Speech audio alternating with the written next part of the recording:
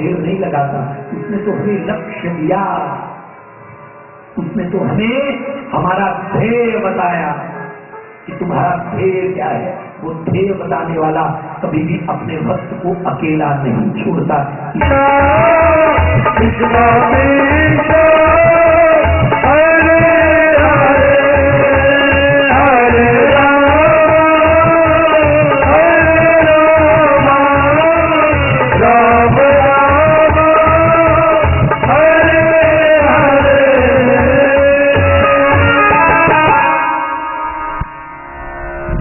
भक्त वत्सल भगवान की जय।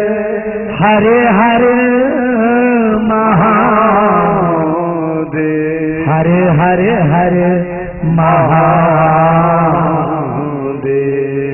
आप लोगों ने सुना प्रयागराज की उस पावन धरा पर अक्षय वट वृक्ष के नीचे, जहाँ गंगा यमुना सरस्वती इन तीनों पावन नदियों का संगम हो रहा है, वहाँ 88,000 महात्माओं ने परम वंदनीय सूत जी महाराज से एक प्रश्न किया, और वो प्रश्न ये था कि कलयुग के कलुषित प्राणी के लिए पापों से मुक्ति का उपाय क्या है।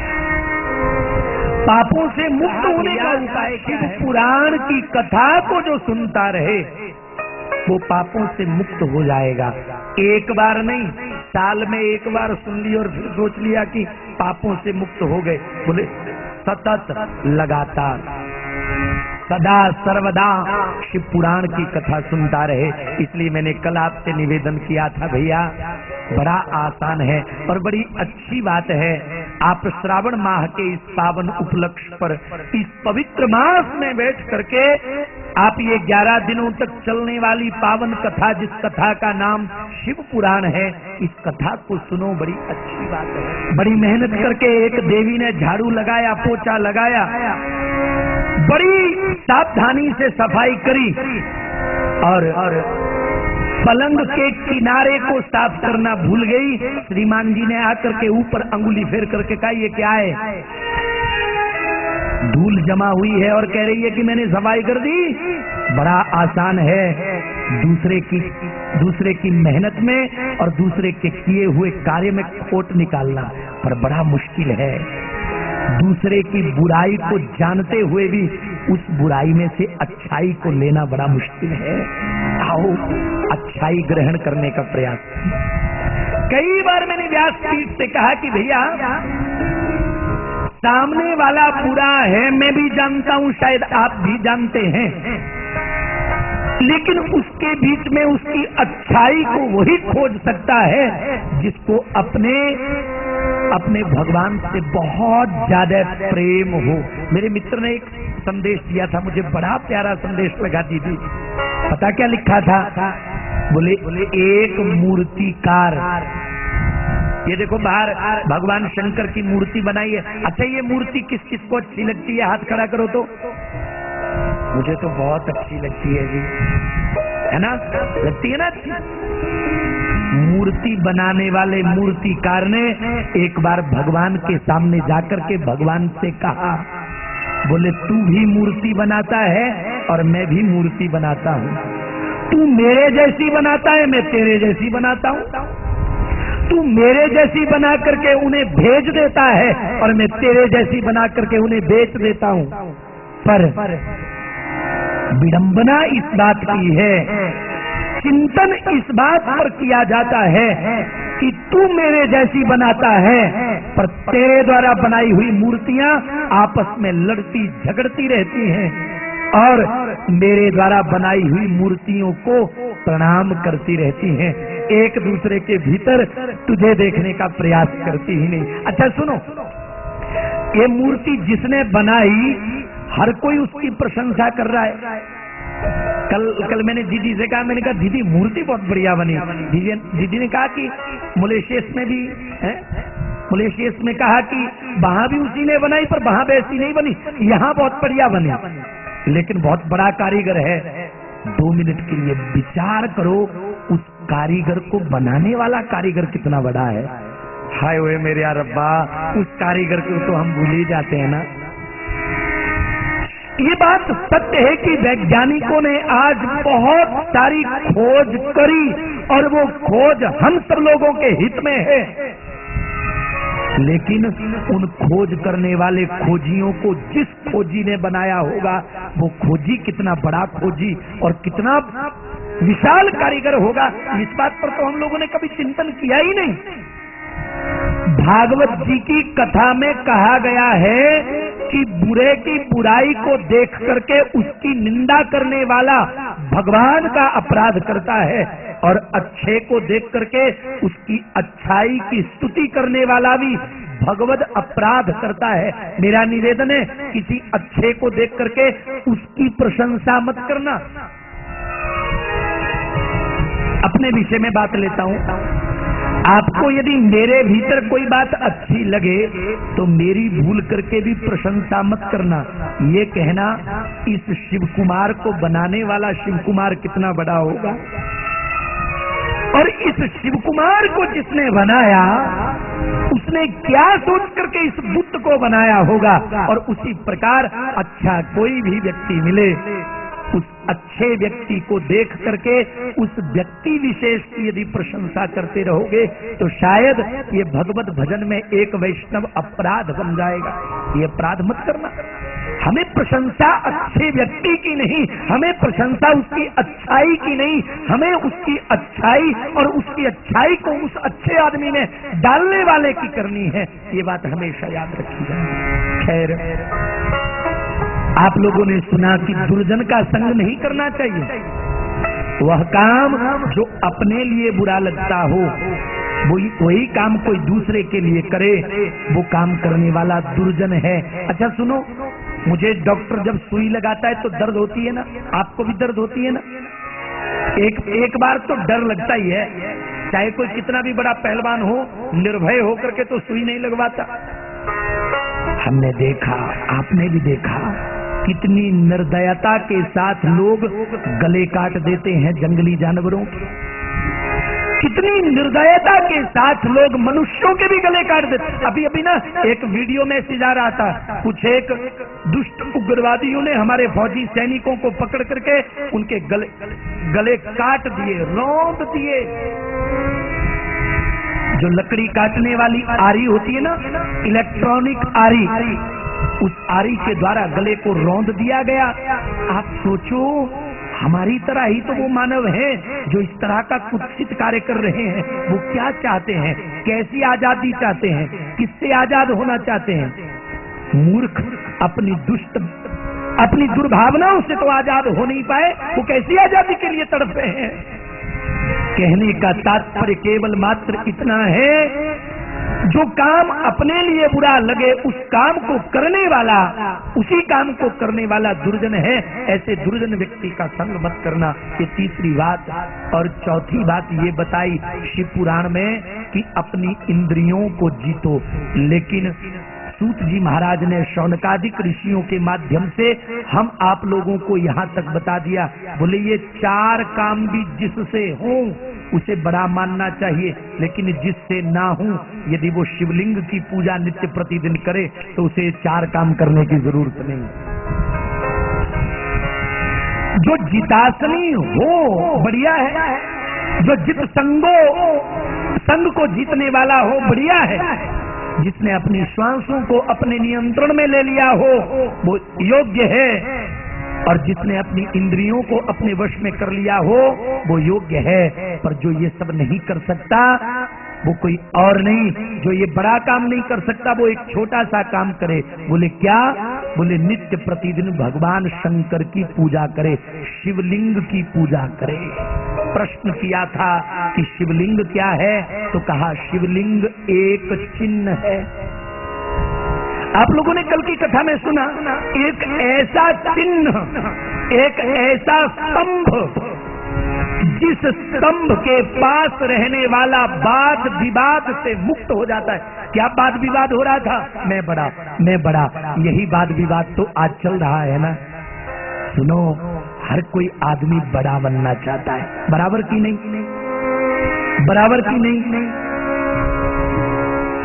छोटे से बच्चे को कहो कि तू क्या बनना चाहता है, मैं बड़ा बनना चाहना है, बड़ा बड़ा। कितना बहुत बड़ा। एक गरीब को पूछो दिन रात मेहनत क्यों कर रहा है, उत्तर ये देगा मैं बड़ा बनना चाहता हूँ। हर आदमी बड़ा बनने को तैयार है, हर आदमी बड़ा बनने का प्रयास कर रहा है, लेकिन भैया लघुता से प्रभुता मिलती है। जहाँ ये बड़ा छोटा का बात विवाद समाप्त हो जाए, ऐसे चिन्ह, ऐसे स्थान, ऐसे चिन्ह का नाम शिवलिंग है। और कल की कथा में आप लोगों ने सुना, ना सदा सिन्नो सदा सिद्ध तदानीम ना सिद्रदोनो वयोमा परोयत किमावरी वह कुहुकस्य शर्मन अम्बा किमासीद गहनम गंभीरम। नाथजीय सूक्त के माध्यम से हमें सूत जी महाराज ने समझाया कि इस सृष्टि के आदि मध्य अंत में जो प्रभु रहते हैं, उन्हीं प्रभु की सत्ता मात्र से भगवान विष्णु और ब्रह्मा जी का विवाद समाप्त हुआ। केतकी के पुष्प को पूजा से बहिष्कार कर दिया गया, ब्रह्मा जी के झूठ बोलने वाले मस्तक को काट दिया गया। ब्रह्मा और भगवान विष्णु दोनों ने भगवान शंकर की पूजा करी।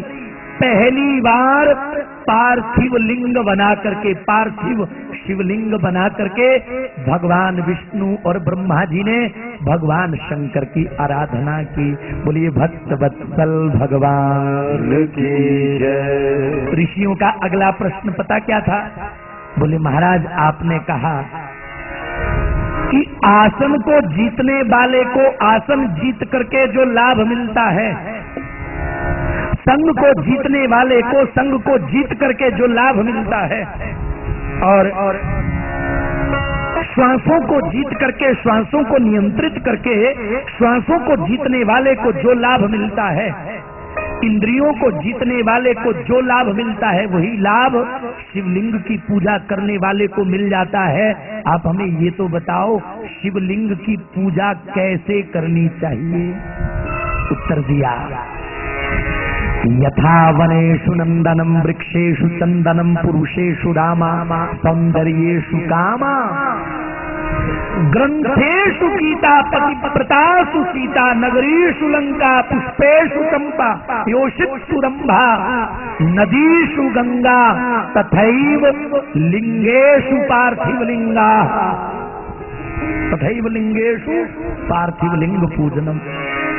सावधान करूंगा आप सब लोगों को, जिस प्रकार वनों में नंदन वन प्रसिद्ध है, नंदन वन श्रेष्ठ है, जिस प्रकार वृक्षों में चंदन वृक्ष श्रेष्ठ है, जिस प्रकार पुरुषों में राम श्रेष्ठ है, जिस प्रकार योषित स्त्रियों में रंभा श्रेष्ठ है, और जिस प्रकार योगियों में परम योगी राज भगवान शंकर श्रेष्ठ है, नदियों में गंगा श्रेष्ठ है, और जिस प्रकार सागरों में महासागर श्रेष्ठ है, उसी प्रकार लिंगों में पार्थिव लिंग श्रेष्ठ है। बोले पार्थिव लिंग की पूजा करने से मनुष्य को ऐसी कोई कामना है ही नहीं जिस कामना की पूर्ति नहीं हो सकती। सावधान करूंगा जी 2 मिनट के लिए। ये जो दीमक है ना, ये दीमक कोई साधारण नहीं है। एक बाबा तो पीछे कह रहे थे कि बड़े बड़े महात्मा, बड़े बड़े संत, बड़े बड़े अमलात्मा, बड़े बड़े बिमलात्मा, बड़े बड़े महापुरुष जो भगवान शंकर से प्रेम करते थे, जब उनकी साधना पूर्ण हुई और भगवान शंकर उनके सामने आए और भगवान शंकर ने उन महात्माओं से कहा, बाबा कहो क्या चाहिए, मैं प्रसन्न हूं तुम लोगों पर, मांगो क्या चाहिए। तो जानते हो उन महात्माओं ने क्या मांगा? बोले हमें दीमक बना दो।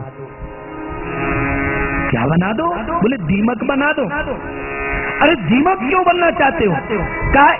दीमक इसलिए बनना चाहते हैं कि हम लोग मिट्टी को शुद्ध कर करके, हम लोग मिट्टी को रौंद कर करके फिर आपके चिन्ह का निर्माण करें, शिवलिंग का निर्माण करें, और साधक आकर के हमारे द्वारा बनाई हुई उस मृदा को ग्रहण करके शिवलिंग का निर्माण करके उससे पूजा करके हमें शुभत्व प्रदान करें। इसलिए हमें दीमक बना दो। तो ये दीमक साधारण नहीं है।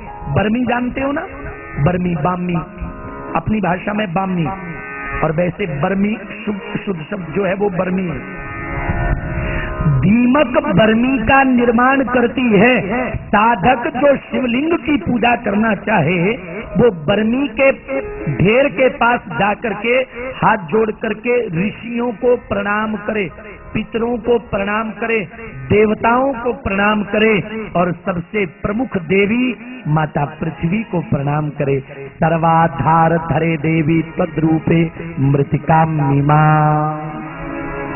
हे धरा, हे मां पृथ्वी, तेरे ऊपर ऋषियों के द्वारा निर्मित इस ढेर में से कुछ मृदा लेकर के मैं शिवलिंग का निर्माण करना चाहता हूँ।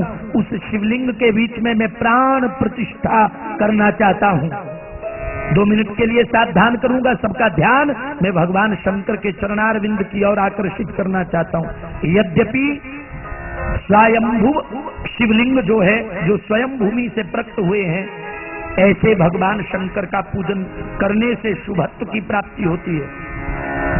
पारे का शिवलिंग, उसका पूजन करने से शुभत्व की प्राप्ति होती है।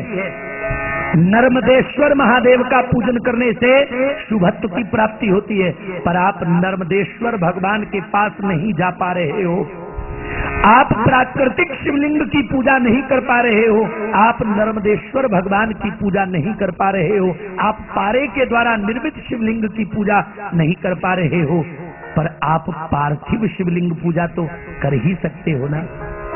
कैसे करनी है पूजा, ये तरीका शिव पुराण में बताया है, सावधान होकर के सुनना। कहा साधक पृथ्वी से निवेदन करे कि माँ, शिवलिंग के निर्माण में जो दोष मुझे लगेगा उस दोष से मुझे केवल तू बचा सकती है माँ, मुझे इस दोष से बचाना, ये मेरी प्रार्थना है। फिर बड़े प्रेम से, बड़े ध्यान से उस मृदा को लिया जाए। ध्यान ये रहे कि बर्मी के ढेर के बीच में जो दीमक होती है वो कहीं बीच में ना आ जाए, मर ना जाए बीच में। यदि वो दीमक का एक भी जीव हमारे द्वारा निर्मित शिवलिंग के बीच में मर जाए तो समझ लेना चाहिए कि हम लोग पुण्य करते करते पाप के गर्त के बीच में पड़ गए, गिर गए। हम लोग पुण्य करते करते पाप के गर्त में गिर गए। अच्छा, एक और बात आपको बता देना चाहता हूँ। जब बारिश होती है ना तो ये दीमक नीचे से ऊपर चली आती है। इसलिए जब धूप निकल रही हो, सूर्य भगवान का प्रकाश इस धरा को प्रकाशित कर रहा हो और सूर्य भगवान की तेजों में रश्मियां इस धरा पर पड़ रही हो, उसी समय बर्मी से मिट्टी लेनी चाहिए। उस समय दीमक नीचे रहती है। फिर वो मृदा ले जा करके उस मृदा को एक शुद्ध पात्र में डालना चाहिए, उसे रौंद करके उसके बीच में भी बड़े ध्यान से देखना चाहिए कि इसके बीच में कोई किसी प्रकार का जीव जंतु तो नहीं है। यदि हो तो बड़े प्रेम से उसे बाहर निकालना चाहिए। उस मृदा को भी छान करके चूर्ण बना लेना चाहिए। बीच में गंगा जल मिलाना चाहिए, बीच में दूध मिलाना चाहिए, बीच में दही मिलाना चाहिए, बीच में घी मिलाना चाहिए, बीच में शहद मिलाना चाहिए और बीच में शक्कर डाल करके ये पंचामृत डाल करके रुई मिलानी चाहिए। रुई रोमकूप बनाती है। शुद्ध रुई, कपास की रुई थोड़ी थोड़ी मिलानी चाहिए। ये शिवलिंग निर्माण करने की विधि है, ध्यान से सुनो। फिर बीच में रुई बनानी चाहिए और फिर ओम नमः शिवाय मंत्र का जाप करते हुए पर्याप्त मात्रा में जल डालना चाहिए। फिर मिट्टी को रौंद करके कम से कम 108 बार, अधिकाधिक 1008 बार ओम नमः शिवाय मंत्र का जाप करते हुए शिवलिंग का निर्माण करना चाहिए। और फिर शिवलिंग का निर्माण करने के उपरांत उस चिन्ह को, उस शिवलिंग को यथास्थान स्थापित कर देना चाहिए। और फिर हाथों में फूल लेकर के भगवान शंकर का आवाहन करना चाहिए। लेकिन शंकर भगवान का आवाहन करते हुए हमारी आंखों के सामने वो चित्र बनना चाहिए जैसे मेरे भोले बाबा हैं। कैसे हैं? दर्शन करोगे? करो दर्शन। कर्पूर गौरम करुणावतारम संसार सारम भुजगेन्द्रहारं सदा वसन्तं हृदयारविन्दे भवं भवानी सहितं नमामि। भगवान शंकर का वो पावन स्वरूप आपकी आंखों के सामने होना चाहिए। मेरे भोले बाबा कपूर की भांति गोरे हैं। कर्पूर गौरम करुणा अवतारम, करुणा के अवतार हैं मेरे भगवान शंकर। मेरे भगवान शंकर का एक बार दर्शन तो करो। उन्हें देख करके ऐसा लगता है कि सारी की सारी करुणा इनके चेहरे में आकर के विराजमान हो गई है, इनके मुख दर्पण में आकर के विराजमान हो गई है। जी, मेरे भगवान शंकर जैसा करुणावान और कोई नहीं हो सकता। कितने उदाहरण दूं, कितने दिए, लेकिन मुझे ये उदाहरण बड़ा अच्छा लगता है, बार बार सुनाने का मन होता है। भस्मासुर को वरदान अपने आप दिया कि भस्मासुर तू जिसके सिर पर हाथ रखेगा वो भस्म हो जाएगा। और भस्मासुर भगवान शंकर के ही पीछे भागने लगा। बोले तुझे भस्म करके तेरी पत्नी के साथ ब्याह करूंगा। पर मेरे भोले बाबा इतने करुणावान, इतने कृपालु, इतने दयालु, जब भगवान विष्णु ने अपनी दिव्य युक्ति के द्वारा भस्मासुर को भस्म कर दिया, राख की ढेरी में बदल दिया, तो उसी राख को उठा करके अपने शरीर के साथ लगा लिया। चिता भस्मो लेपा गर्ल शमन दिक्पट धरो। हाय वे मेरे रब्बा, उसी शमशान की भस्म को, चिता की भस्म को भगवान शंकर ने अपने शरीर के साथ लगा लिया। आपको एक बात बता देना चाहता हूँ, मेरे भगवान शंकर किसकी चिता की भस्म को अपने शरीर के साथ लगाते हैं? लोग कहते हैं कि भैया जो मर जाए उस मरे हुए व्यक्ति की अस्थियों को और राख को इकट्ठा करके गंगा जी में विसर्जित कर देना चाहिए। आपको पता है गंगा किसके मस्तक पर है? किसके मस्तक पर है जी? किसके? भोलेनाथ के मस्तक पर है।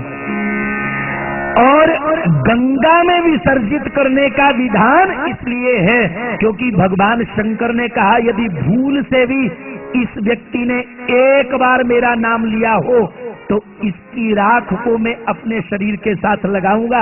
इसलिए हे गंगा, तू उस राख को मेरे पास पहुंचा देना। मैं, मेरे साथियों के साथ गवाह हैं हम, अब ये सब लोग, हम लोग सब जगह गए, जहां जैसे जैसे समय चलता गया वैसे वैसे लोगों ने कहा बोले असी गुरु जी बना लेना, हुण सानू गंगा जी कोल जान की जरूरत नहीं। उन्होंने पता क्या किया? बुरा मत मानना यदि आप में से किसी को ठेस लगे तो, कई लोगों ने अपने गुरुजी के आश्रम में बने हुए कुएं के बीच में ही अस्थियों को डालना प्रारंभ कर दिया। कई लोगों ने अपने गुरुजी के आश्रम में बने हुए सरोवर के बीच में ही अस्थियों को डालना शुरू कर दिया। कई लोगों ने छोटे छोटे सरोवरों, छोटी छोटी नदियों के बीच में ही अस्थियों को विसर्जित करना प्रारंभ कर दिया। बुरा ना लगे तो नाम ले देना चाहता हूँ, मैं पातालपुरी में गया कीर्तपुर के साथ। वहां मैंने देखा हमारे सरदार भाई लोग वहां जाकर के पातालपुरी में अस्थियां विसर्जित कर रहे पर मैंने देखा वो अस्थियां बिल्कुल सामने दिखाई देती हैं। सामने जाओ, जाकर के गंगा जी में देखो, किसी को आज तक कोई अस्थि मिली नहाते हुए? स्नान करते हुए किसी के हाथ में कोई हाड किसी का आया? नहीं आया ना, क्योंकि गंगा मैया उन अस्थियों को, उस राख को सीधा भगवान शंकर के पास पहुंचा देती हैं और भगवान शंकर उनकी चिता की उस भस्म को अपने शरीर पर लेप कर लेते हैं। चिता भस्मो लेपा। इतने कृपालु मेरे भगवान शंकर कि जिस साधक के मुंह से एक बार ओम नमः शिवाय मंत्र निकले, उस साधक की चिता की भस्म को अपने शरीर पर लगा लेते हैं। ऐसा कृपालु और कौन होगा क्या? और कोई होगा क्या? नहीं होगा। तो मेरा निवेदन है आप सब लोगों से निवेदन है कि भगवान शंकर जो अत्यंत कृपालु हैं, अत्यंत दयालु हैं, उनकी छवि को अपनी आंखों के सामने बिठाओ। माताओं, बहनों, भाइयों, बुजुर्गों, शब्दों को पकड़ना, बड़े सारगर्भित शब्द हैं। संसार सारम भुजगेंद्रहारम, जो संसार के सार हैं, या जो संसार असार संसार को सार देने के लिए इस संसार पर कृपा कर रहे हैं, ऐसे मेरे भगवान शंकर की छवि को अपने मन में बसाओ। ये शिवलिंग की पूजा का विधान है। आज संक्रांति है और आज से आप लोगों ने शिव पूजा प्रारंभ कर दी। वैसे मैं आपको बताऊं, आज मैं सवेरे सवेरे देख रहा था, 4 बजे उठ करके माताएं, बहनें, भाई, बंधु सब आ रहे थे, आकर के भगवान शंकर की पूजा कर रहे थे, शिव पूजा कर रहे थे। सब लोग विधि पूर्वक एकदम चकाचक पूजा चल रही थी, क्योंकि आज संक्रांति है ना जी? और आज से आपको पूरे भारतवर्ष में बम भोले, हर हर महादेव, हर हर महादेव, हर हर महादेव, ये जय घोष करते हुए भक्त सुनाई देंगे। लेकिन केवल 1 महीना भर, फिर कोई नहीं पूछता जी। और फिर यदि कोई पूछता भी है तो वो भांग सुल्फा पी करके फिर कहता है हो गई शिव पूजा। मैंने पहले भी कहा था, मैं आज भी कह रहा हूं, भगवान शंकर को भंगी मत बनाओ। भगवान शंकर भांग पीते हैं ऐसा वर्णन नहीं आता, मैंने तो ऐसा नहीं पढ़ा। हाँ, ये पढ़ा मैंने कि मेरे भगवान शंकर पर विजया चढ़ती है, विजया से भगवान शंकर स्नान करते हैं। हम लोगों ने पीना ही प्रारंभ कर दिया, लगाओ सूटा, और बस फिर सूटे लगा लगा करके फिर कहा अब लगेगा मन भजन में। ओ जी नहीं, चलो जा करके देखो अंगीरा ने कितनी भांग पी, सुनो जा करके कुलगुरु वशिष्ठ ने कितनी भांग पी, कितना गांजा पिया। क्या उनको भगवान शंकर का दर्शन नहीं हुआ? नहीं।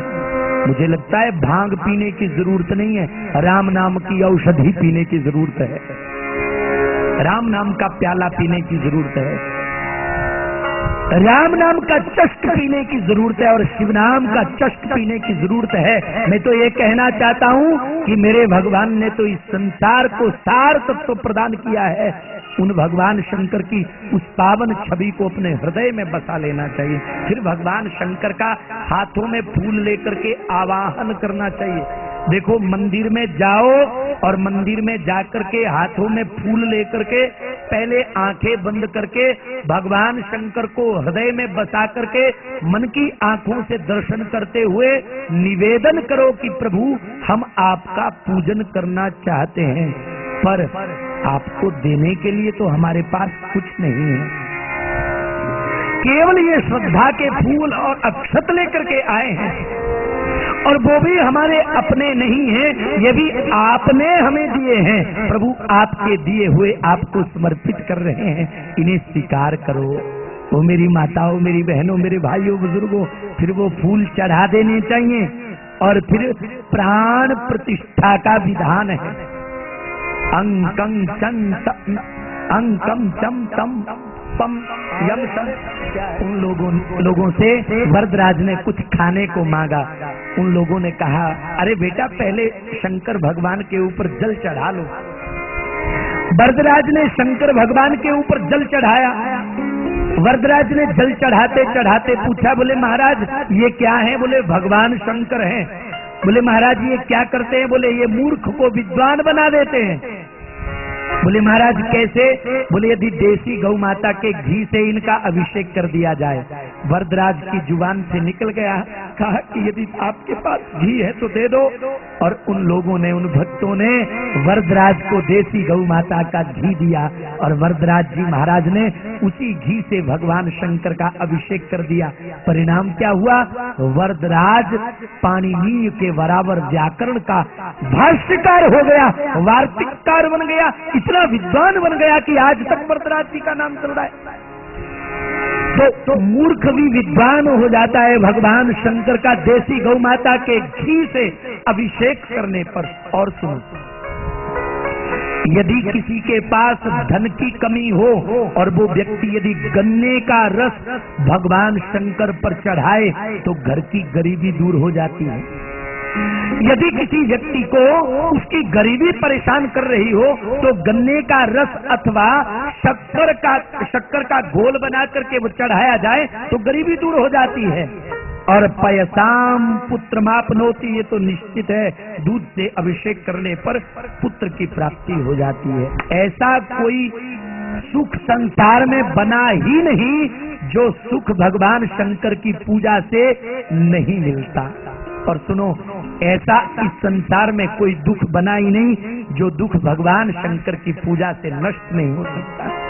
तो शिवलिंग की पूजा सबको करनी चाहिए। अच्छा, एक और बात, शिवलिंग की पूजा करने वाले को चाहिए कि वो पूजा करने से पहले अपने मस्तक पर त्रिपुंड तिलक लगाए। कैसा तिलक लगाए? त्रिपुंड। कितनी माताओं ने लगाया आज मुझे मत बताना, मुझे दिखाई दे रहा है, पर मेरा निवेदन है कल सब लगा करके आना।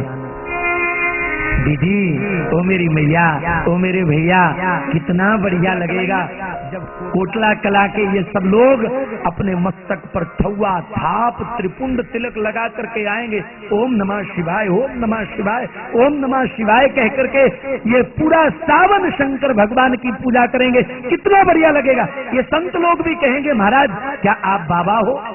आपसे पूछेंगे क्या आप बाबा हो? आपका आश्रम कहाँ है?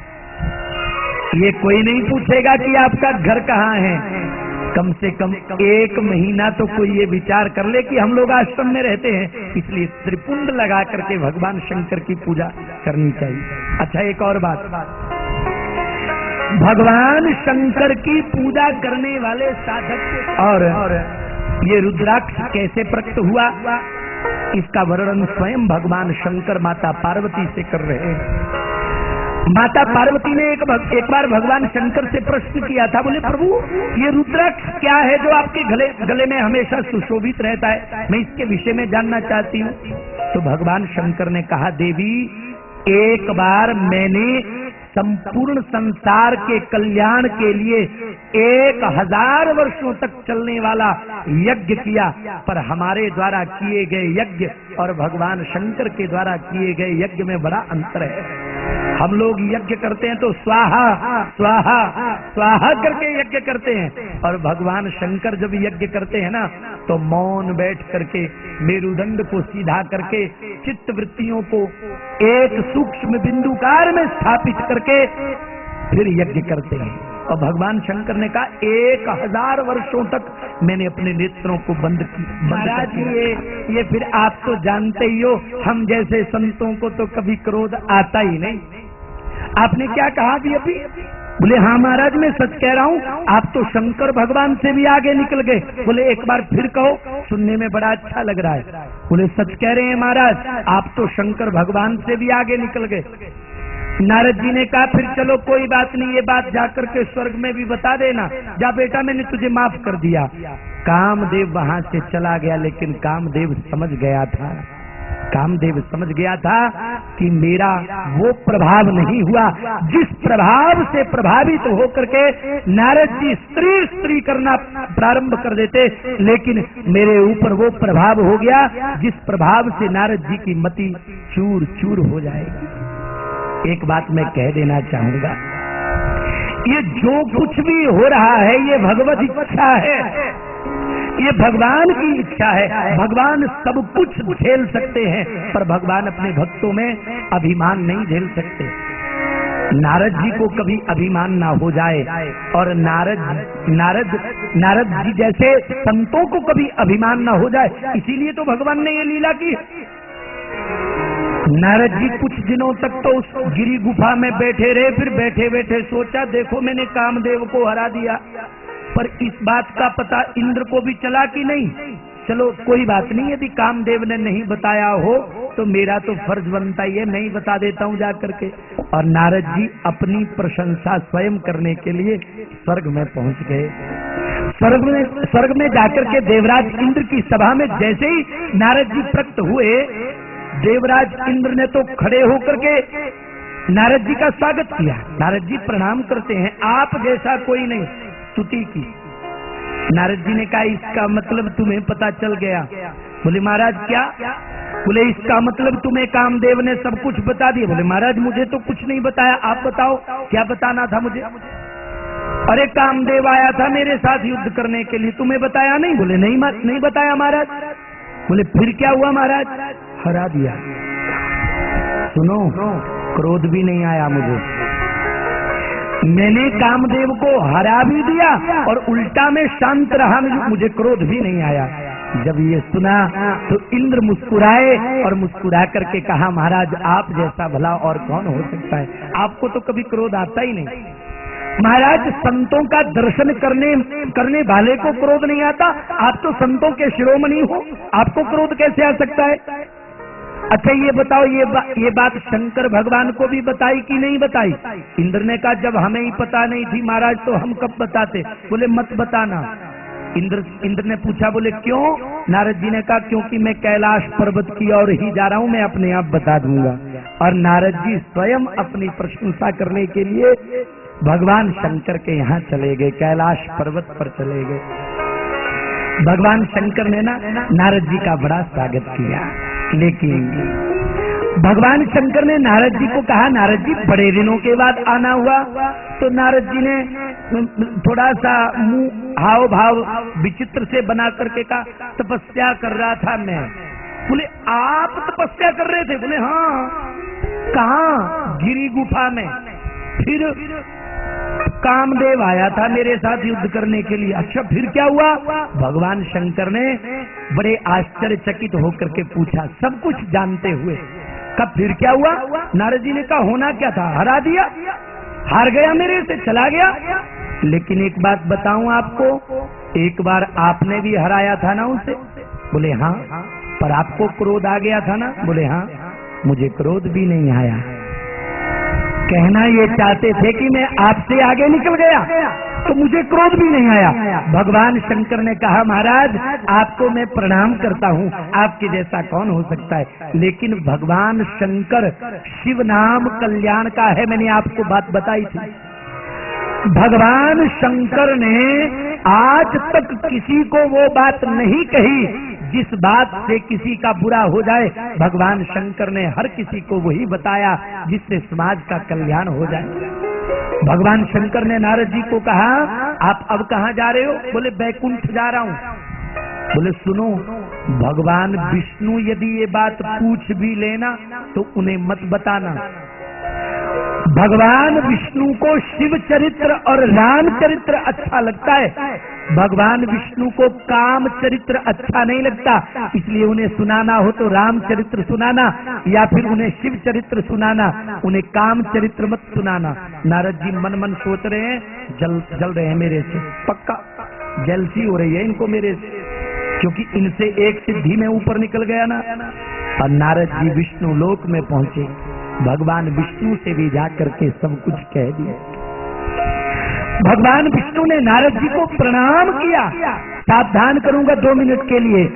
भगवान भक्त को यदि प्रणाम करे तो भक्त को सावधान हो जाना चाहिए। यदि मुझे भगवान सम्मान दे रहे हैं तो जरूर मेरी परीक्षा का समय आ गया।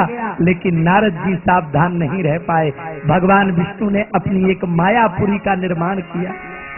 वहां का राजा शील निधि और उस शील निधि नामक राजा की पुत्री जिसका नाम विश्व कन्या विश्व सुंदरी। नारद जी महाराज उसी नगरी से होकर के जा रहे थे। नारद जी ने महाराज ने देखा, बोले पहले कभी ये नगरी मैंने यहाँ देखी नहीं, आज ये नगरी कहाँ से आ गई, चलो मैं जाकर के देखता हूँ। जाकर के उस नगरी में प्रविष्ट होकर के किसी एक साधक से पूछा, बोले भैया मुझे ये बताओ ये कौन सी नगरी है? कहा इस नगरी का नाम है मायापुरी। बोले यहाँ का राजा कौन है? बोले राजा शील निधि। कहा राजा शील निधि का महल कौन सा है? बोले महाराज जो सबसे ऊंचा दिखाई दे रहा है। नारद जी महाराज राजा शील निधि के पास पहुंचे। राजा शील निधि ने राजा देवराज क्षमा करना देवर्षि नारद जी का बड़ा स्वागत किया, उनको प्रणाम किया, उनको आसन पर बिठाया, उनके चरणों का प्रक्षालन किया। लेकिन जब नारद जी वहां से जाने लगे ना तो राजा शील निधि ने कहा महाराज मेरी एक बेटी है, और कल मैं अपनी बेटी का स्वयंवर रचा रहा हूँ, कल मेरी बेटी का ब्याह होने जा रहा है। आप जरा मेरी बेटी का हाथ देख करके ये बता दो कि उसको वर कैसा मिलेगा। नारद जी ने कहा बुलाओ। जब राजा शीलनिधि ने अपनी कन्या को बुलाया तो वो कन्या कोई और नहीं, वो भगवान की ही योग माया विश्व सुंदरी के रूप में वहां विराजमान थी। उसे देख करके नारद जी के मन में काम उद्बलित हो गया। सावधान करूंगा आप सब लोगों को जी, हम लोगों के ऊपर काम का प्रभाव नहीं है, ये स्वाभिमान होना चाहिए, अभिमान नहीं होना चाहिए। क्योंकि नारद जी को भी ये याद रखना चाहिए था कि कामदेव को भगवान शंकर ने जला करके भस्म कर दिया था, इसलिए भगवान शंकर के ऊपर कामदेव का असर नहीं हुआ। पर मैंने कामदेव को जलाया नहीं है, मैंने कामदेव को हराया है, और हारा हुआ अपनी सेना कभी भी लेकर के आ सकता है और मेरे साथ कभी भी युद्ध कर सकता है। नारद जी को ये विचार हमेशा बनाए रखना चाहिए था, लेकिन नारद जी महाराज विचार नहीं कर पाए। उस विश्व कन्या को देख करके मोहित हो गए, मन ही मन सोचने लगे, बोले बहुत हो गई तपस्या, बहुत बन गए बाबा जी, अब तो भगवान आज्ञा दे दे तो मैं ही इस कन्या से शादी कर लूं। भगवान की माया इतनी सुंदर है, उस माया को देख करके किसका मन मोहित ना हो जाए। नारद जी महाराज ने उस कन्या का हाथ पकड़ करके रेखा को देखना प्रारंभ किया। अच्छा सुनो, रेखा कुछ और बता रही थी और नारद जी कुछ और कह रहे थे। रेखा बता रही थी कि जो सारी सृष्टि पर राज करने वाला होगा वही इसका पति होगा, लेकिन नारद जी ने क्या कहा, बोले महाराज आपकी पुत्री से जो विवाह करेगा वो सारी सृष्टि पर राज करेगा। उल्टा बता दिया का जो तीनों लोगों का मालिक 14 भुवनों का स्वामी जो होगा वो आपकी पुत्री का पति होगा। रेखा तो ये बता रही थी, लेकिन नारद जी ने कह दिया जो आपकी पुत्री से विवाह करेगा वो 14 भुवनों का मालिक बन जाएगा। सुनो, नारद जी महाराज उस कन्या का हाथ देखने के उपरांत जल्दी से बाहर निकले, मन में ये संकल्प लेकर के कि जल्दी से भगवान के पास जाकर के भगवान का ही रूप मांगूं और भगवान से कहूं कि मुझे उस कन्या से विवाह करना है, इसलिए मुझे आप श्री हरि का रूप प्रदान करो। और नारद जी ने जाकर के भगवान से कह दिया, कहा मुझे हरि रूप चाहिए। हरि नाम के एक बानर का रूप मेरे भगवान ने नारद जी को दे दिया। क्या हुआ आप सब लोग जानते हो जी। नारद जी बानर रूप लेकर के उस स्वयंवर के बीच में आए, सबसे आगे वाले सिंहासन पर आकर के बैठ गए, ये सोच करके कि वो विश्व कन्या आएगी, मुझे ही आकर के बरमाला पहनाएगी। लेकिन वो कन्या आई, बैठे हुए नारद जी को देखा और अपना मार्ग बदल लिया। दूसरी ओर जहां बैठे हुए बड़े बड़े राजकुमार थे, उन राजकुमारों की ओर चल पड़ी। यहाँ एक बड़ा सुंदर भाव संतों ने दिया है। माया ने नारद जी को देख करके अपना मार्ग क्यों बदल लिया? क्योंकि माया संतों से डरती है। माया बड़े बड़े राजकुमारों के साथ तो रह सकती है, लेकिन माया संतों से भयभीत होती है। संत नारद जी से भयभीत होकर के उस विश्व कन्या रूपी माया ने अपना मार्ग बदल लिया। ये संत नारद जी मेरा वर्णन करने के लिए आए। खैर कुछ भी हो, वर्णन आता है। नारद जी कभी यहाँ से उछल करके यहाँ बैठे, यहाँ से उछल करके यहाँ बैठे। मेरे भगवान स्वयं एक राजकुमार का रूप धारण करके वहां आए हुए थे और मेरे भगवान ने विश्व कन्या का वर्णन कर लिया। जब विश्व कन्या ने वो बरमाला भगवान के गले में डाल दी, नारद जी महाराज खिन्न मन के वहां से जाने लगे। वहां भगवान शंकर के 2 गण बैठे हुए थे। उन दोनों गणों ने नारद जी को देखा, हंसे और हंस करके कहा अपनी शक्ल तो देख लो।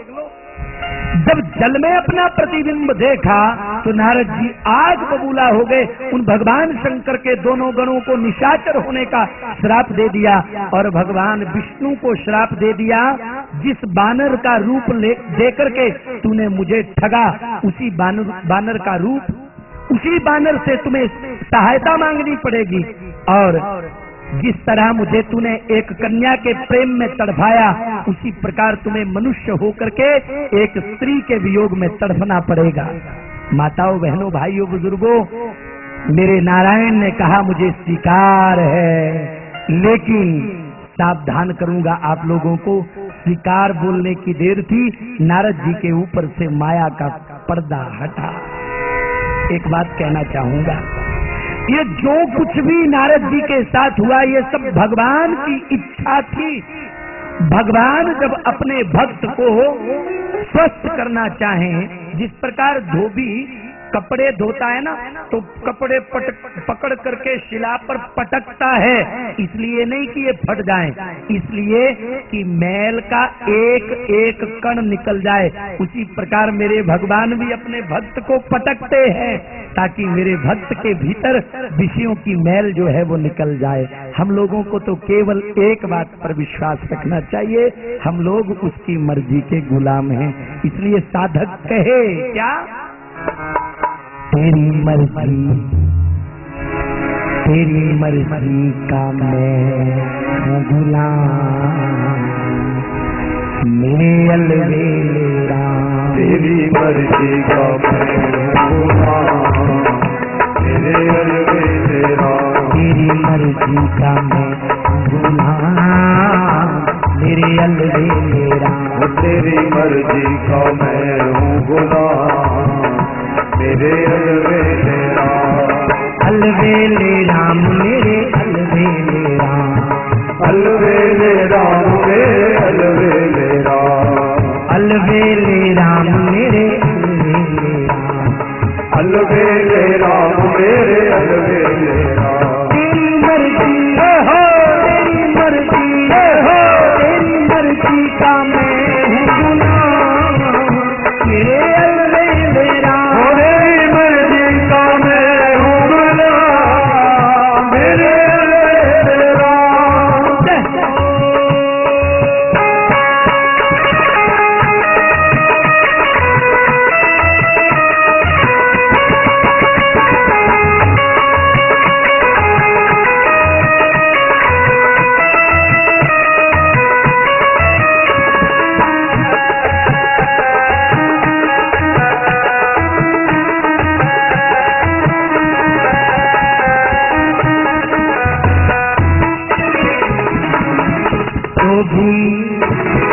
तो भी करा लूं मैं कुछ पर नशा कर, जो भी करा लूं मैं कुछ पर नशावर। वो भी करा लूं मैं कुछ पर नशा कर, जो भी करा लूं मैं कुछ पर नशावर। मेरी दौलत हो, मेरी दौलत हो, मेरी दौलत है बस तेरा नाम, मेरे अलवेले राम। तेरी मर्जी का मैं हूँ गुलाम, मेरे अलवेले राम। मर्जी का मैं हूँ गुलाम, मेरे अलवेले राम। तेरी मर्जी का मैं हूँ गुलाम, मेरे अलवेले राम।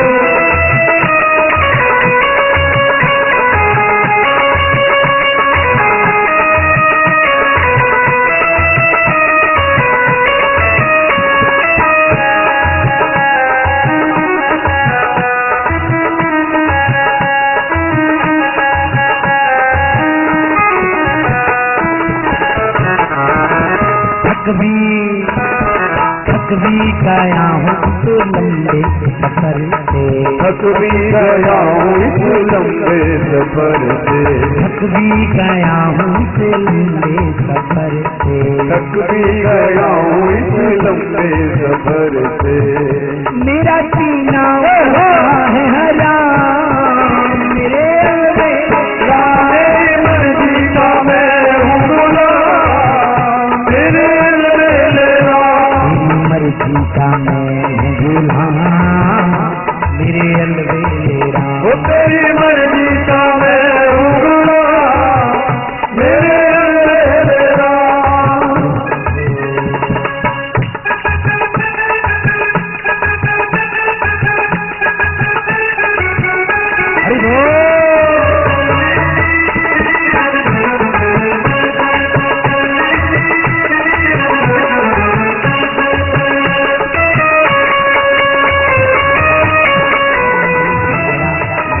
तेरी रजा में अब कर ली है राहें, तेरी रजा में अब कर ली है राहें, तेरी रजा में अब कर ली है राहें। अब दे दो जय हो, अब दे दो जय हो, अब दे दो सजाया इनाम, तेरी मर्जी का है हुक्मला, मेरे मेरा तेरी मर्जी का मैं गुलाम, मेरे तेरा तेरी मर्जी का मैं हुक्मला, मेरे मेरा तेरी मर्जी का मैं गुलाम, मेरे तेरा तेरी मर्जी का मैं हुक्मला, मेरे मेरा मेरे प्यारे प्यारे राम, मेरे प्यारे प्यारे राम, मेरे अलबेले राम, ओ मेरे अलबेले राम, मेरे अलबेले राम, ओ मेरे अलबेले राम। अच्छा, एक बात हमेशा याद रखना, व्यापार करने लग गया ना वो पागल, ये व्यापार छोड़ करके थोड़ा भजन कर ले। एक बात हमेशा याद रखना, केवल मानव देह हमारे कई जन्मों का सुधार भी कर देती है और हमारे कई जन्मों को बर्बाद भी कर देती है। अब ये हमारी स्वतंत्र मान्यता है, सुधार करना है या अपने बहुमूल्य समय को बर्बाद करना है, ये आपकी स्वतंत्र मान्यता है।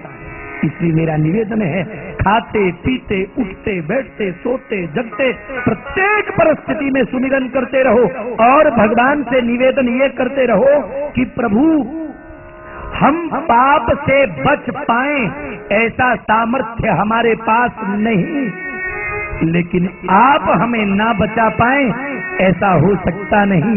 इसलिए आपसे निवेदन है, पाप से आप हमें बचाइए। एक बात हमेशा याद रखना, यदि मेरे भगवान हमें पाप से बचाएंगे तो कोई पाप के मुंह में जाकर के भी पाप नहीं कर पाएगा। और मैं कितने ऐसे लोगों को देखता हूँ जो बेचारे कथा में भी ये भाव लेकर के आते हैं कि आज किसी के नए जूते चुरा करके ले जाने हैं। क्यों? क्योंकि वो भगवान की शरण में अभी समर्पित नहीं हुआ। इसलिए जो कथा सुधारती है सारे संसार को, उस कथा के बीच में भी जाकर के वो ये भाव लेकर के बैठता है कि मुझे जूते चुरा करके ले जाने हैं। पाप से यदि कोई बचा सकता है तो वो बैठा है पालथी मार करके। मेरा निवेदन है, पाप से बचाने वाला मेरा शंकर है, पाप से बचाने वाले मेरे नारायण हैं, पाप से बचाने वाले मेरे बिहारी जी हैं। उनकी शरण में जीव चला जाए तो जीव का कल्याण होगा। नारद जी को अभिमान था इस बात का कि मैंने काम को जीत लिया। क्या हुआ? चूर चूर कर दिया वो अभिमान।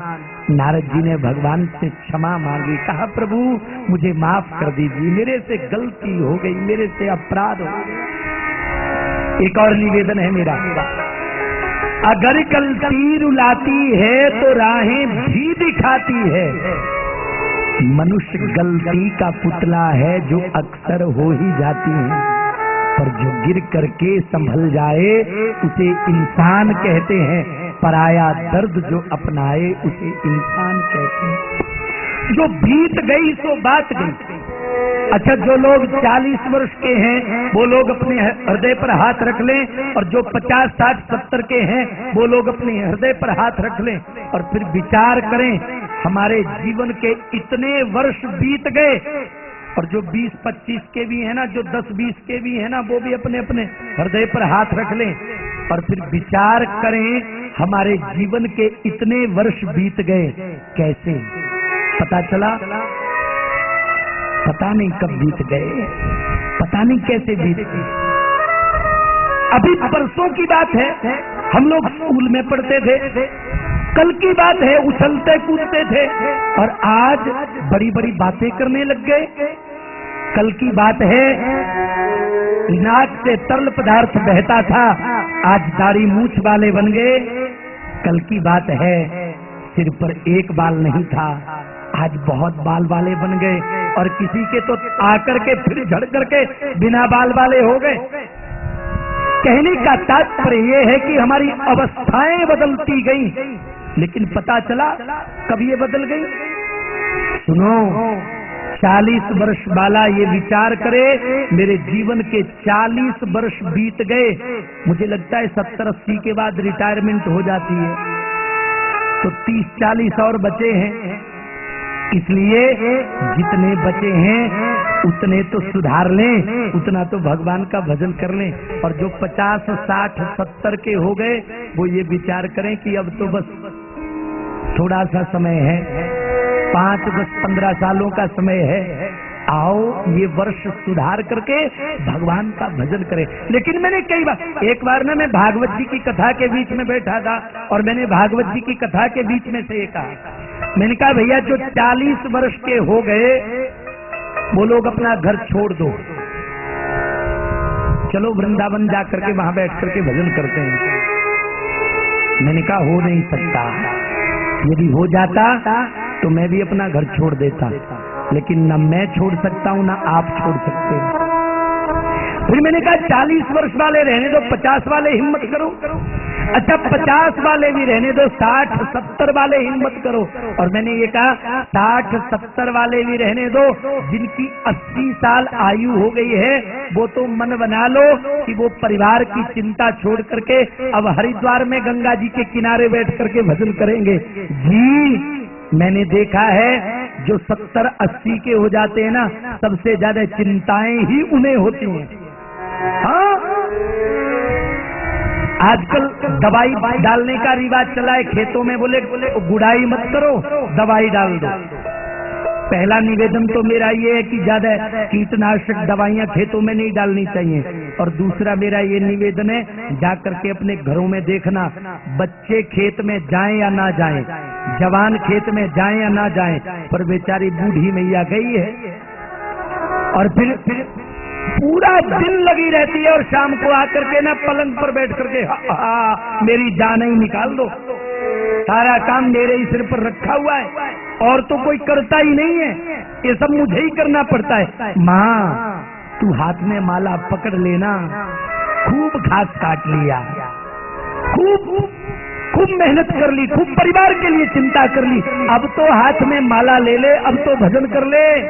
पर ये निगोड़ा भजन ही नहीं हो पाता, निगोड़ा भजन ही नहीं हो पाता। नारद जी को सद्विवेक की प्राप्ति हुई।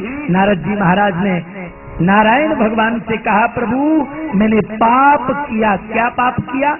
मैंने आप नारायण जो मेरे इष्ट हैं, मैंने आपको श्राप दे दिया स्त्री के विरह में तड़पने का। प्रभु ये मैंने पाप किया, मैं इस पाप से मुक्त होना चाहता हूँ, कैसे हो पाऊंगा?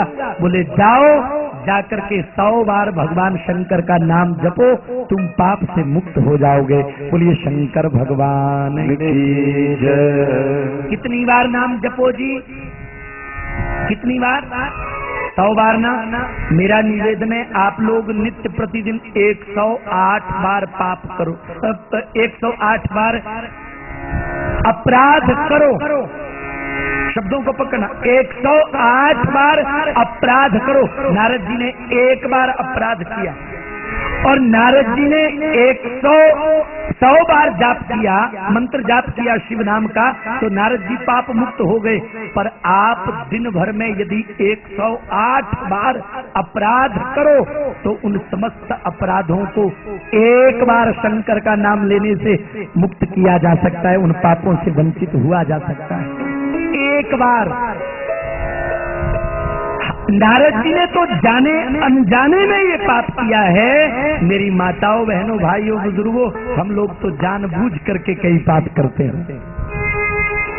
नारद जी की तो भगवान ने परीक्षा ली है, इसलिए नारद जी से ये पाप हुआ है। हम लोग तो जानते हुए भी कि चुगली करना पाप है, निंदा करना पाप है, ईर्ष्या करना पाप है, द्वेष करना पाप है, घृणा करना पाप है, झूठ बोलना पाप है, जूठन खाना पाप है। हम लोग तो ये जानते हुए भी दिन भर करते रहते हैं। इसका मतलब हमसे बड़ा पापी इस संसार में कोई नहीं। उन पापों से मुक्त होने के लिए ज्यादा बार नहीं, 1 बार यदि प्रेम से भगवान शंकर का नाम जपोगे तो पाप मुक्त हो जाओगे।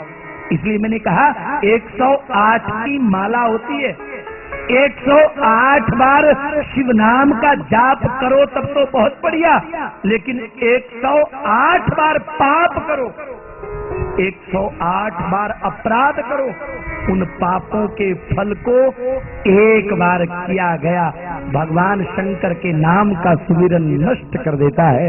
बोलिए शंकर भगवान की जय। नारद जी महाराज ने कैलाश पर्वत पर जाकर के शिव नाम का सुमिरन किया और नारद जी पाप मुक्त हो गए। लेकिन नारद जी के मन में ये जिज्ञासा हुई कि जिन भगवान शंकर के नाम सुमिरन से समस्त पाप मुक्त हो सकते हैं, उन भगवान शंकर के स्तुति पर पुराण की कथा सुनने से क्या कोई लेश भी रह सकता है, पापों का लेश भी रह सकता है? नहीं। तो मुझे ब्रह्मा जी के पास जाकर के शिव पुराण सुनना चाहिए। इसलिए नारद जी चले गए ब्रह्मा जी के पास और सबसे पहले ब्रह्मा जी ने नारद जी को शिव पुराण की कथा सुनाई। बोलिए भक्त वत्सल भगवान की जय। और नारद जी को बताया ब्रह्मा जी ने, नारद जी को बताया कि नारद जी इस सारी सृष्टि के सृजक, इस सारी सृष्टि के पोषक और इस सारी सृष्टि के संहारक भगवान शंकर हैं। भगवान शंकर के अलावा इस संसार में न कोई था, न कोई है और न कोई होगा। ब्रह्मा जी ने बताया मेरा स्वरूप भी शंकर की देन और विष्णु भगवान का स्वरूप भी शंकर भगवान की देन है। बोले भगवान शंकर के प्राकट्य के उपरांत भगवान शंकर ने अपने रहने के लिए एक स्थान बनाया और उस स्थान का नाम काशी रखा। काशी, ये काशी भगवान का अपना घर है। सुनो जी, शास्त्रकारों ने कहा है कि काशी की धरा पर जाकर के जो शिव नाम का सुमिरन करता है, ऐसा व्यक्ति मरने के उपरांत शिवलोक को प्राप्त होता है। एक बात, और जिसके काशी में प्राण छूट जाते हैं ना, उसको सद्यो मुक्ति की प्राप्ति होती है। काशी बड़ी पवित्र नगरी है और काशी की उस पावन धरा पर ही भगवान शंकर ने अपने बाएं अंग से एक स्त्री को प्रकट किया, जिसका नाम साक्षात माँ भगवती उमा रखा। उमा के साथ मेरे भगवान वहां रहने लगे। विष्णु भगवान को रहने के लिए बैकुंठ दिया और मुझे रहने के लिए ये ब्रह्मलोक दिया। सुनो नारद जी, मुझे भगवान शंकर ने मुझे आज्ञा दी कि सृष्टि का निर्माण करो और मैंने सृष्टि का निर्माण करना प्रारंभ किया। पर सबसे पहले मैंने पापमयी सृष्टि का निर्माण किया। सबसे पहले मैंने भगवान शंकर को प्रसन्न करने वाले भूत पैदा किए, प्रेत पैदा किए, निशाचर पैदा किए, राक्षस पैदा किए, चुड़ैलें पैदा की। ये मैंने पैदा किए भगवान शंकर की आज्ञा से, भगवान शंकर की अनुमति से। लेकिन मैं अपने द्वारा रचित इस सृष्टि से प्रसन्न नहीं हुआ।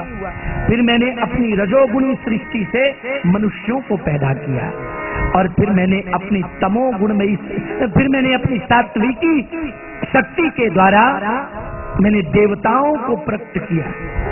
फिर मैंने पक्षियों को, नागों को, यक्षों को, गंधर्वों को, वृक्षों को, पर्वतों को, नदियों को, तालाबों को प्रकट किया।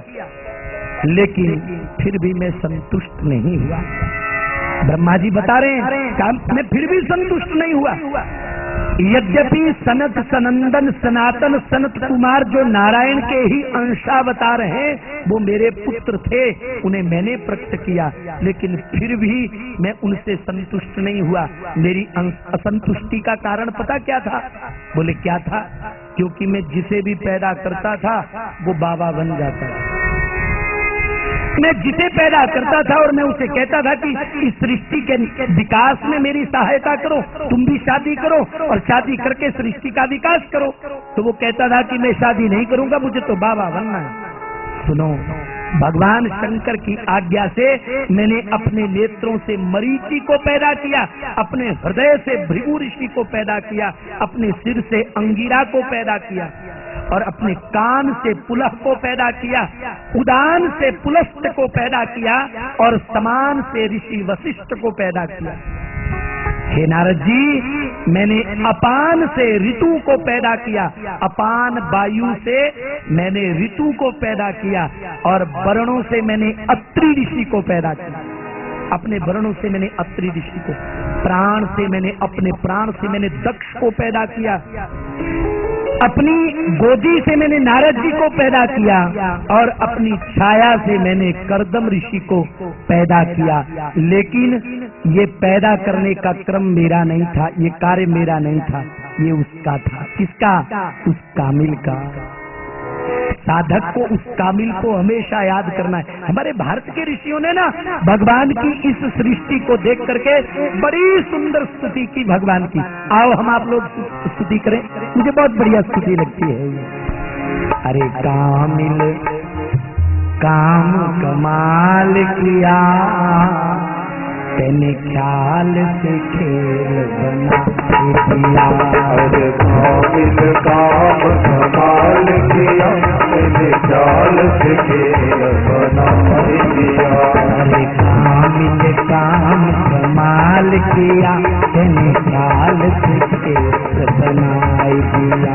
अरे कामिल काम कमाल किया, तेने ख्याल से खेल बना दिया।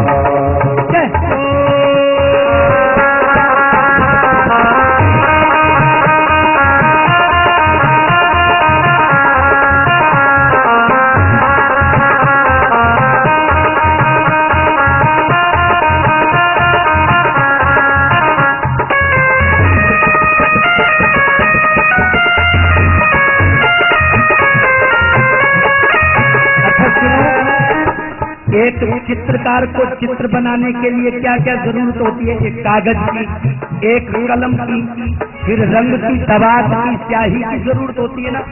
पर विचार करो, माँ ने अपने कोख में बच्चे को रखा 9 माह तक, पर क्या उस बच्चे का रंग सफेद बनाने के लिए, गोरा बनाने के लिए क्या माँ ने चूने को पिया? नहीं। क्या माँ ने कोई रंग को पी करके उसका रंग बनाया? नहीं। यहाँ कह दिया कवियों ने,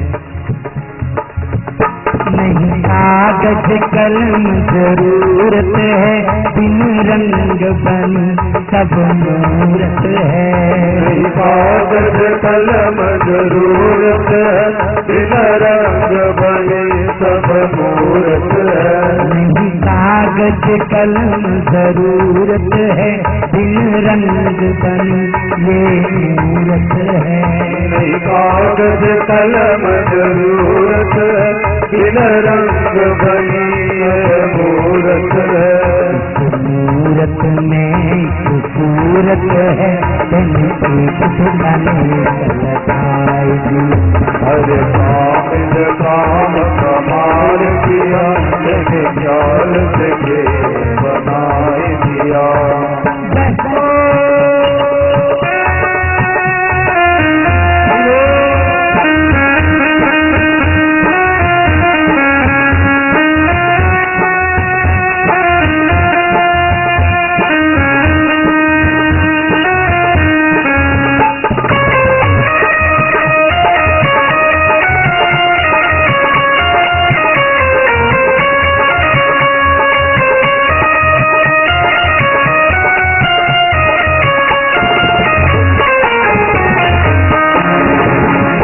जल बूंद को लेकर थे हरती, सुर दानव मानव जीव जुदा। जल बूंद को लेकर थे हरती, सुर दानव मानव जीव जुदा। जल बूंद को लेकर थे हरती, सुर दानव मानव जीव जुदा। जल बूंद को लेकर थे हरती, दानव मानव जीव जुदा। सबसे घट मंदिर अंदर में तेने आप बनाए दिया। कामिल काम कमाल किया, तेने ख्याल से खेल बना दिया। कामिल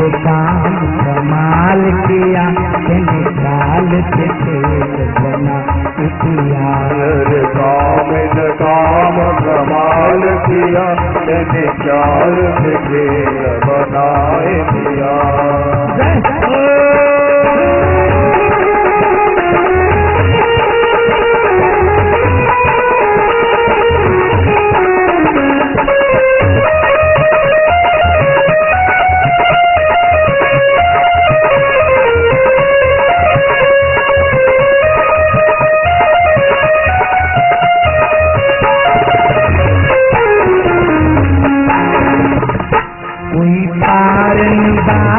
आधार बिना सब विश्व चराचर धार रहा।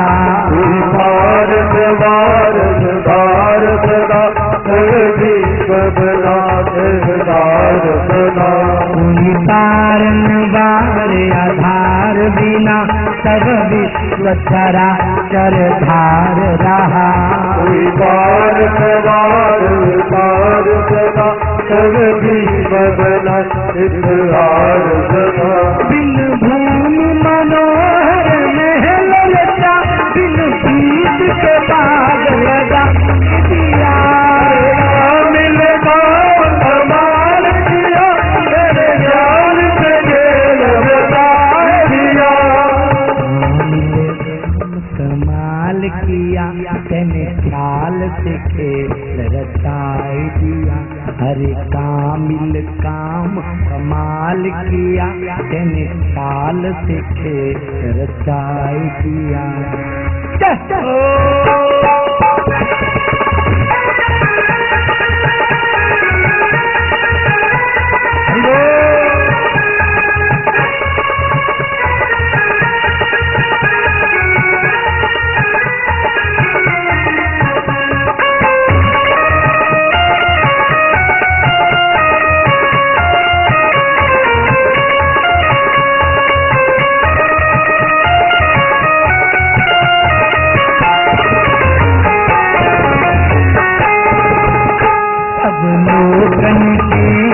संग रहे फिर आप असंग स्वरूप सदा। सब लोगन के नित संग रहे, फिर आप असंग स्वरूप सदा। लोकन के नित संग रहे, फिर आप असंग स्वरूप सदा। सब लोगन के नित संग रहे, फिर आप असंग स्वरूप सदा। ब्रह्मानंद ब्रह्मानंद ब्रह्मानंद आनंद भरी मन में गुरुदेव ने लगा दिया।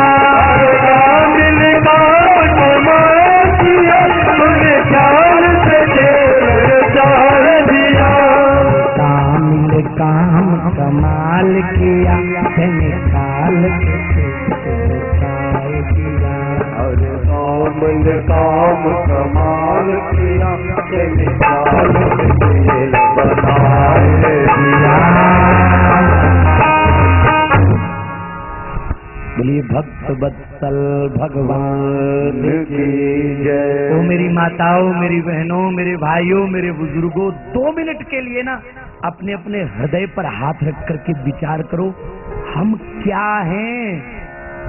अच्छा सुनो, कोई आपके सामने बोल रहा हो ना, इस समय बोलने वाला तो यही बुत बैठा हुआ है जो बोल रहा है ना।